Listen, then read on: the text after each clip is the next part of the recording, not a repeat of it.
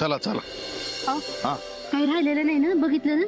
नाही सगळं बघितलंय, सगळं घेतलंय बघ. घेतले ना? हा. चल जाऊ. मामी तू हो पुढे, मी एकदा दर्शन बी घेते आणि काय राहिलंय का बघून घेते. लवकर या, उशीर नको. चल. चल.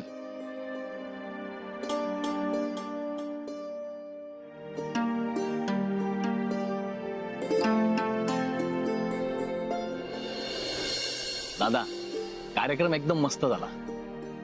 निघू मी? होय, भेटू रात्री. किती वाजेपर्यंत येऊ? कॉल करतो तुला. ठीक आहे दादा, येतो.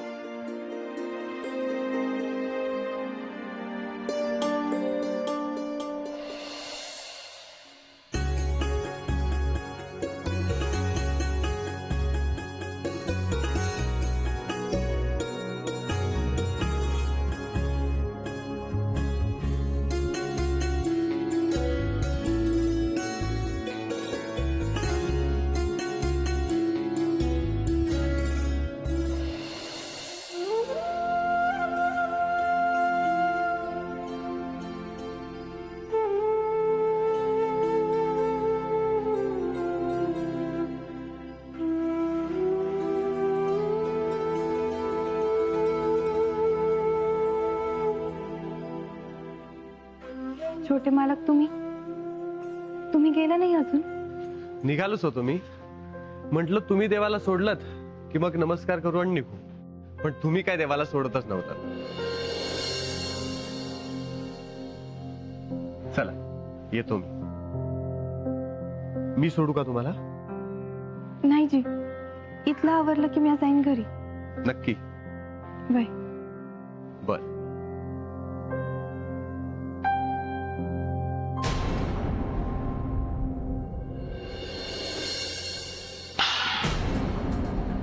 रमा, रमा, रमा, रमा काय झालं? रमा, रमा काय झालं तुम्हाला? अहो उठा. रमा डोळे उघडा.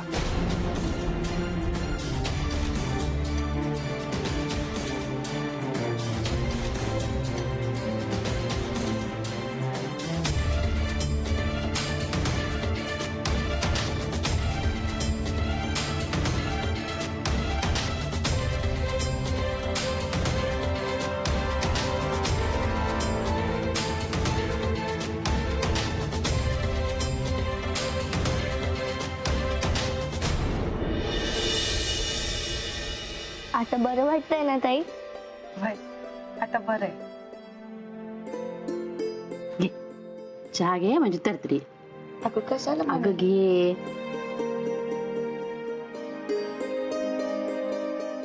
हो बर, जरा छोटे मालक तिथे होते, आम्हाला चक्कर आले तेव्हा. अगं तेव्हाच काय, अख्ख्या कार्यात सोबत होते म्हणून बरं झालं. खरंय तुमचं. ते तर अंकुश तिथं कडमडलाच होता. नको तुझं डोकं लागलं असं त्याचं. पण मला बुद्धी होते काय, मी बाईसाहेबांच्या घरी जाते काय, सुमीच्या लग्नाबद्दल बोलते काय, आणि छोटे मालक तिचं लग्न करून देण्याचं मनावर घेतात काय. खरंच विरावाची कृपा आहे बाई. हो खरंय खरंय.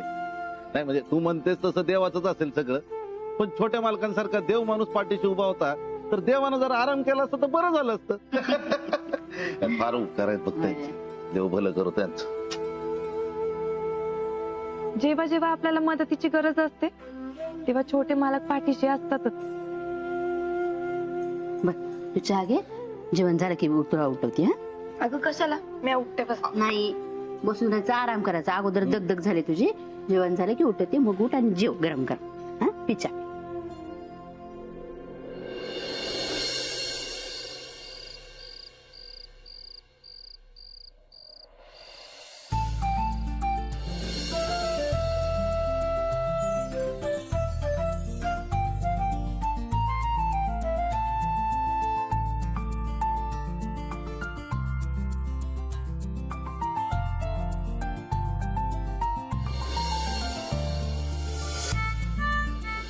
हे घ्या.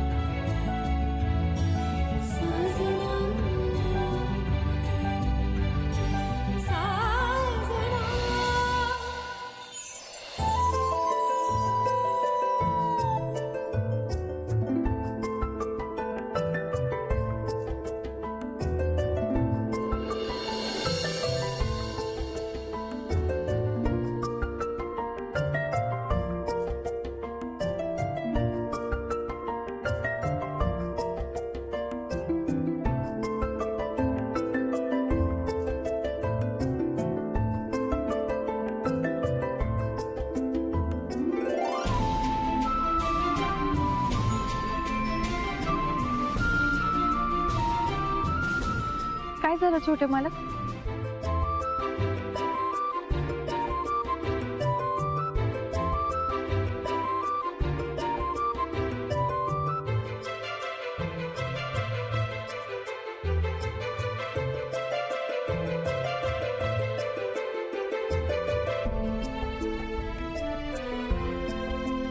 आता बरं वाटतंय ना तुम्हाला? बाई.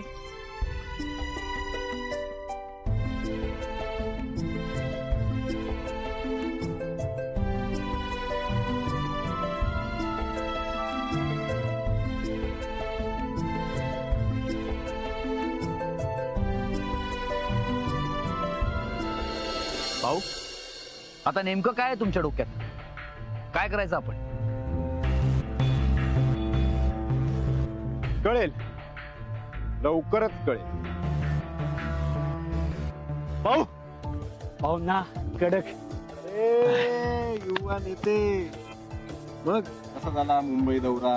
भाऊंच्या ग्रुपने एकदम कडक भाऊ. तुमच्यासारखे वाघ आहेत म्हणून निम्म्या कामाचं ओझं कमी होतं. अहो एवढं काय भाऊ, मी तर काही केलं असं वाटलं पण नाही. बघा, खरा कार्यकर्ता असा असतो आणि अशी असते कामाची भूक. भाऊ, घरी एवढं मोठं कार्य आहे पण त्यांनी सर्वात आधी काम संपवलं. असं नाहीये भाऊ. आता तुम्हाला तर माहितीच आहे ना, आपण इथं किती कात्याकूट करतो. त्या मानानं तिथं काहीच करायचं नव्हतं. बर, तिथे काही अडचण? कसली अडचण, उलट एक नंबर ठेप होती भाऊ. हा, इथे पण कार्यक्रम एकदम मस्त झाला बरं का. कार्यक्रम म्हणजे कसला कार्यक्रम? पक्षाचं काही होतं का भाऊ? पाहिलं, खरा कार्यकर्ता नेहमी पक्षाच्या कामाचा डोक्यात विचार असतो.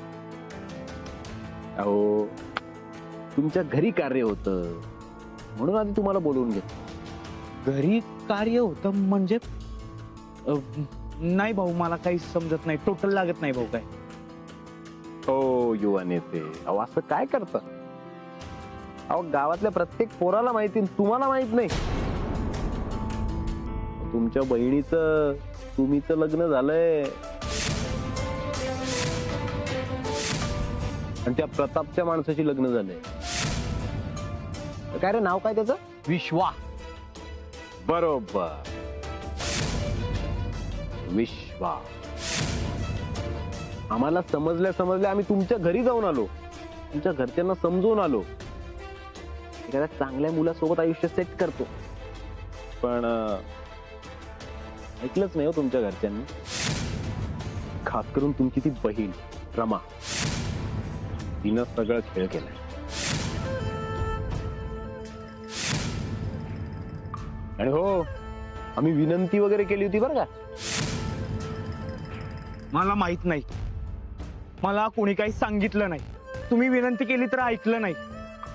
अहो पण असं कसं केलं माझ्या घरच्यांनी? ते तुम्ही तुमच्या आई वडिलांना जाऊन विचारा, किंवा तुमच्या त्या बहिणीला विचारा, किंवा प्रतापलाच विचारा ना. त्यांनीच जमवून आणले लग्न.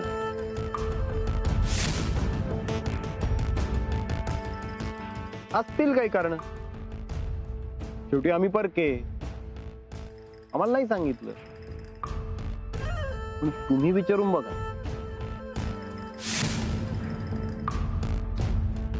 पण युवा नेते, आम्ही बाकीचं समजून घेऊ शकतो, पण वाईट याच गोष्टीचं वाटतं की तुम्हाला बोलवलं नाही, सख्या भावाला. आम्हाला समजल्या तुमची जबाबदारी कमी केली आम्ही. म्हणजे असं नको व्हायला की आमच्यामुळे यायला जमलं नाही. नाही भाऊ, हे तुमच्यामुळं नाही झालं. मला चांगलंच माहिती आहे हे कोणामुळं झालं.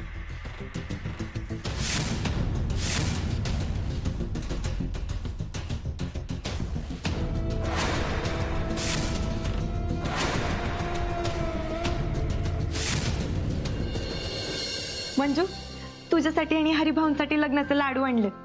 तिथे ठेव, मी जाताना घेऊन जाईन. दे इकडे, मी निवडते समजा. तू दुसरं काम कर. बाई ग, एवढा कामाचा उत्साह आणण्यासाठी कोणती जडीबुटी खाते ग तू? अगं कालच लग्नाची धावपळ झाली ना, एखादी असती तर थकवा आला असतं तिला, नाहीतर कामाला यायला काचकुचाई केली असती ती. पण नाही, आमच्या रमाताई मस्त पैकी हिरोईन सारख्या हजर. हाय का? आता काम केली तरी बी टोमणी आणि नाही केली तरी बी टोमणी. अगं टोमणे नाही मारते म्या, खरंच सांगते. अगं एवढ्या गणगणित आणि उन्हातानाची कामं करून म्या तर चक्कर येऊन आडवीत झाले असते बघ. असं ना, मग ऐक, मी आधी काल लई दमले होते आणि मग मंदिरात देवी समोर हात जोडून उभे होते आणि तिथे एकदम मंजू, अगं तू आलीस? सरला कशी आहे? आता बरी आहे मामी. ती म्हणत होती की येते कामाला म्हणून, पण मॅच तिला म्हंटल की लग्नाची एवढी धावपळ होती तर तू जरा आराम कर. मी जाते आणि घेते सांभाळून समजा. बरं ठीक आहे. मी दुपारी नाहीये जेवायला, तेव्हा तेजूला काय हवं नको ते नीट बघा. चालेल.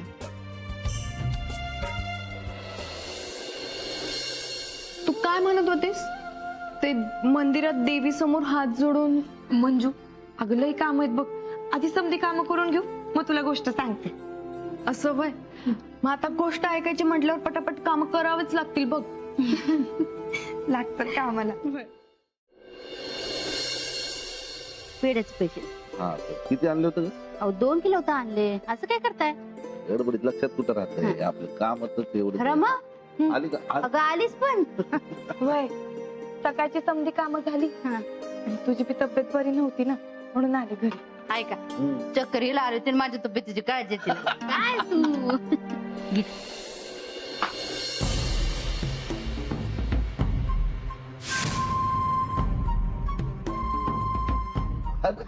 पिंट्या, कधी आलास? माफ करा, नाही जरा लवकरच आलो मी. खर तर तुम्ही आजी आजोबा झाल्यावर किंवा मी मामा झाल्यावर यायला पाहिजे होतं, नाही का? आणि अजून एक चूक अशी झाली की तुम्ही न बोलवताच आलो. जाऊ का परत? झाली सुरुवात? आल्या आल्या आता आल्या आल्या बातम्याच अशा डोकं फिरवणाऱ्या मिळाल तर काय करायचं? तुम्ही तुमची जशी मुलगी आहे ना तशी माझी बहीण पण आहे.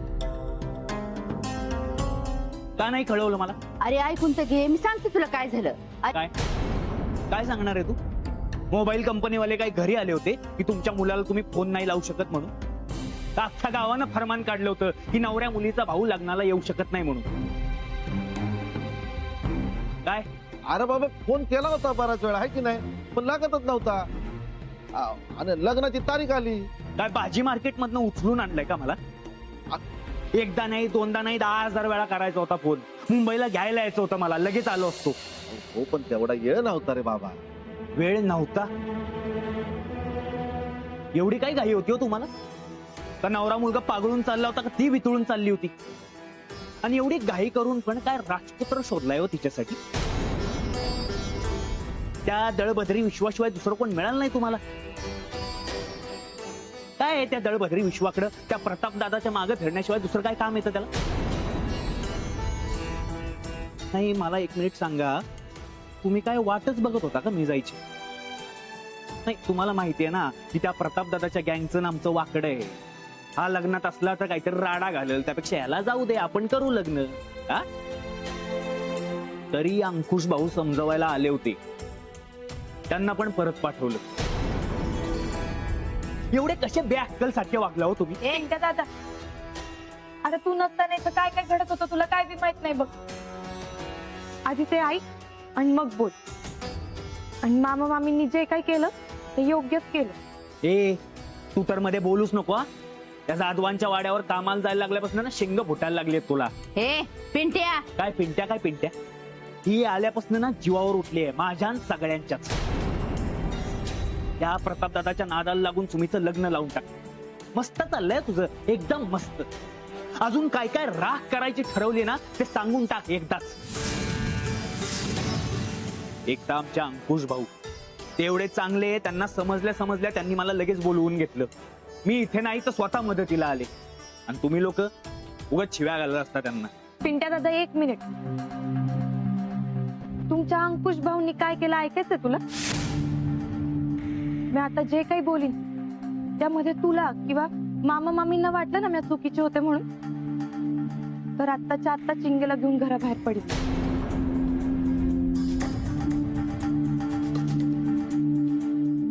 मामा मामी मला माफ करा.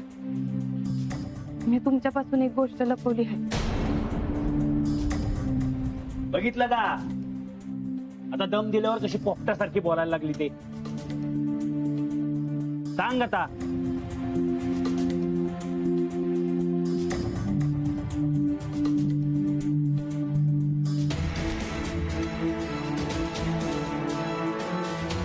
ठीक आहे चिठ्ठी आणि वाच ती. म्हणजे तुला समजेल की आपल्या घराची राख म्या नाही तुझे अंकुश भाऊ करायला निघाले होते.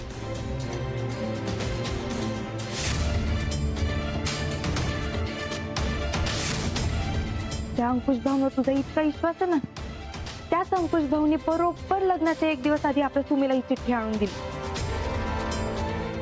बरं मला दुसऱ्या दिवशी ती चिठ्ठी सापडली, नाहीतर आपल्या सुमेचं काय झालं असतं ना कल्पना बी करवत नाही. आणि मामा मामी तर जिवंतपणेच मेले असते.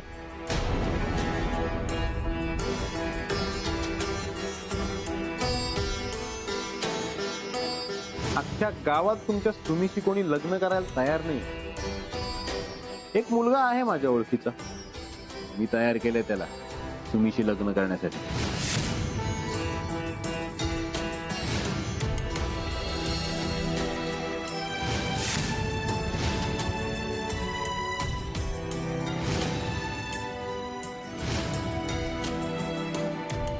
तुझा तुला कोणी बी अडवणार नाही.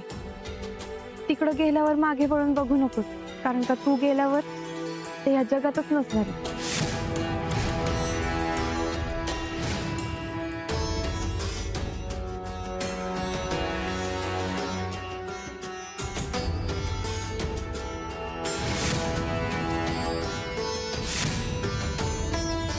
ज्या अंकुश भाऊनी तुला लग्नाची माहिती दिली ना, त्यांनाच विचारती की आपल्या सुमीला पळून जाण्यात मदत करत होते, त्यात तिचं काही भलं होतं की आणखीन काही कल्याण करणार होते तिचं.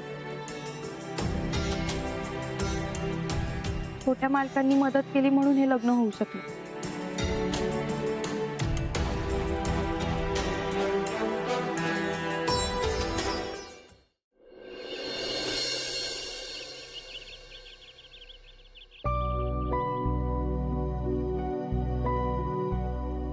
छोटे मालक नाश्ता. हा ठेवा तिथे.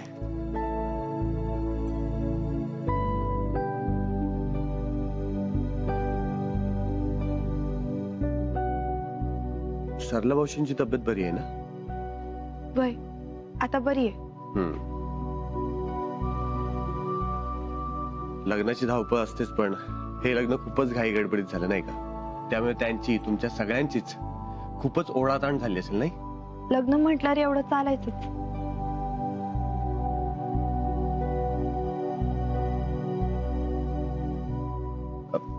पाणी आणून देता का जरा? आणते. अहो तुम्ही ग्लास इथेच ठेवलात.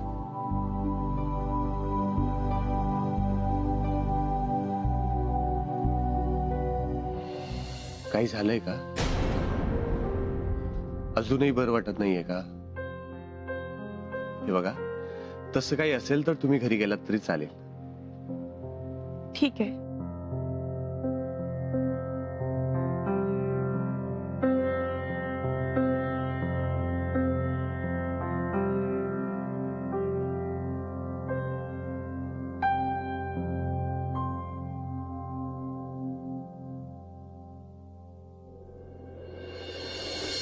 येते म्या.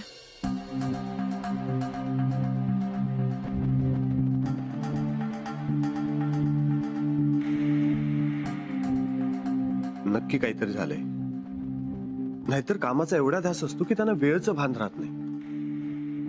आणि आज जा म्हटल्यावर निघून गेले.